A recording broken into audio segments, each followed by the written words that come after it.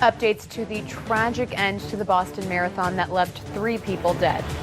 You knew something serious had happened, and it was kind of a disturbing thing. Reaction from a Mid-Missourian that made it across the finish line. Plus, what other marathon runners have to say about the devastating race. KOMU 8 News at 9 starts now. This is KOMU 8 News at 9. Another U.S. city has been the target of a deadly terrorist attack. Good evening, I'm Brittany Pieper. And I'm Jim Rake. Thanks for joining us. The attack happened at Boston's popular marathon when 2 bombs exploded. Police say 3 people are dead. NBC's Ann Thompson has more on this tragic story.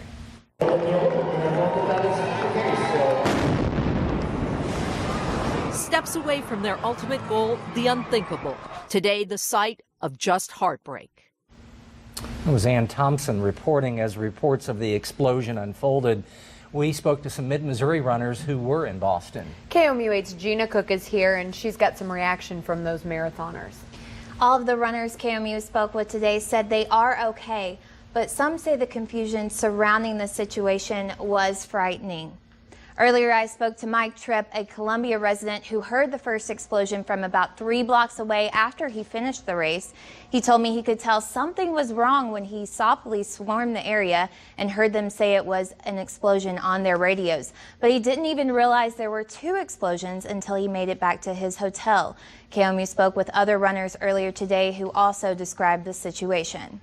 By the time we got back in and I turned on the TV, then you get to see all of it, and it was kind of an emotional thing to see. One of our friends came upstairs after she finished and said that there were 2 explosions at the finish of the race. She had just finished and was walking through and had heard the explosions and came directly to our hotel, which is less than a mile from the finish.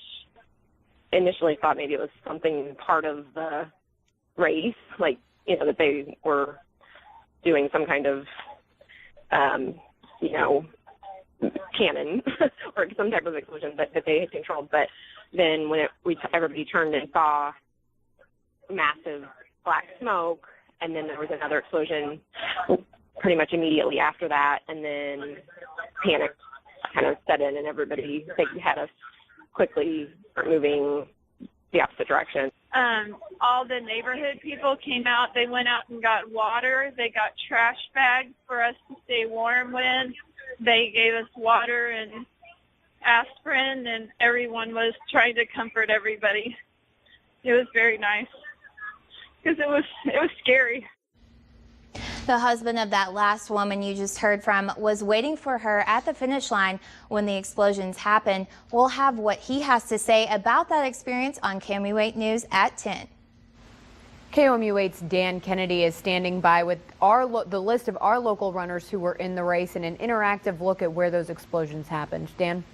Brittany, as you know, it was a big day for the city of Boston. Patriots Day, the Red Sox played this morning, of course, the marathon.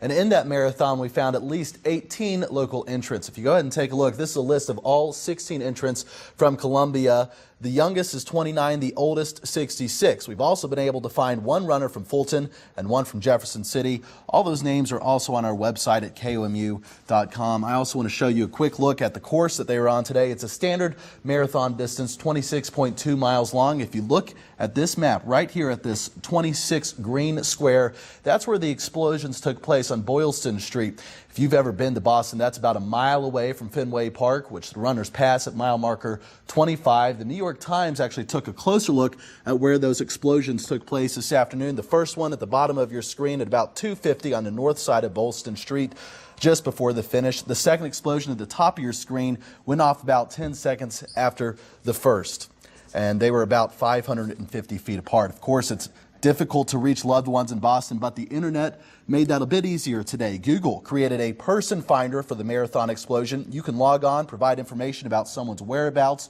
or request information. Anyone can provide that information. And then something I found just about an hour ago. This is a Google Doc of folks offering places to stay in Boston, complete with their names, numbers, addresses, you name it. It goes on pages after pages. Just an incredible outpouring of support from the folks in the Boston area this evening. Brittany? Thanks, Dan. The events in Boston today were tragic and left many in disbelief.